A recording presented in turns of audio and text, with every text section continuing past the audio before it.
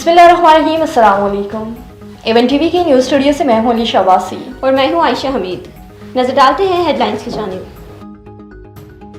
दहशतगर्दी का शिकार जाफर एक्सप्रेस 16 दिन बाद बहाल होगी। पेशावर कैंट से कोयटा के लिए रवाना होगी। वफाकी वजीर अमीर मकाम और रेलवे हुकाम ने मुसाफिरों को अलविदा किया। अमीर मकाम ने कहा कि दहशतगर्द पाकिस्तान और बलूचिस्तान की तरक्की को रोकना चाहते हैं, लेकिन हम हथियार नहीं डालेंगे। उन्होंने मजीद कहा कि आर्मी चीफ की क़यादत में दहशतगर्दों को मुंह तोड़ जवाब दिया जाएगा, उनके तमाम मंसूबों को नाकाम बना दिया जाएगा। वज़ीर आज़म शहबाज शरीफ की गवादर के इलाके कन्वर्ट में मुसाफिरों पर सवारी की शदीद मजम्मत। कहा, शहर पसंद नासिर बलूचिस्तान के तरक्की के दुश्मन हैं, उन्हें कभी कामयाब नहीं होने देंगे।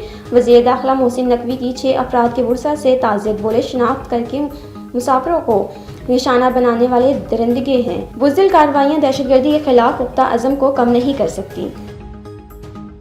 बलूचिस्तान के जिला सोबतपुर में जमीन के तनाज़े पर मुखालिफिन की फायरिंग, मुश्तइल अफराद ने घर और गंदम की फसल को भी आग लगा दी। खातून और बच्चे समेत एक ही खानदान के 7 अफराद जहाँ बहक हो गए। लाशें अस्पताल मुंतकिल कर दी गई। पुलिस और FC ने इलाके को घेरे में ले लिया। मुलजिमान की तलाश जारी। मालाकंड में अकवान मुहाजिर कैंप के करीब एक कार नहर में जा गिरी, जिसके नतीजे में 5 अफराद जहां बहक हो गए। लाशें अस्पताल मुंतकिल कर दी गई हैं। मरने वालों में मियां, बीवी, बेटी, बहू और एक बच्ची शामिल है।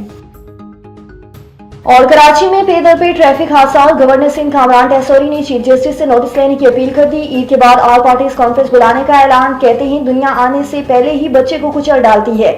जब तक अपने कंधों पर जनाजा उठाएंगे, हमारी शराफत और मजबूरी का फायदा ना उठाएं, फिर ना कहना पुरानी MQM लौट आई। एवन टीवी के न्यूज़ स्टूडियो से फिल वक्त नहीं। मजीद खबरों और अपडेट्स के लिए देखते रहिए एवन टीवी। A1 TV, सब पे नजर, अंदर की खबर।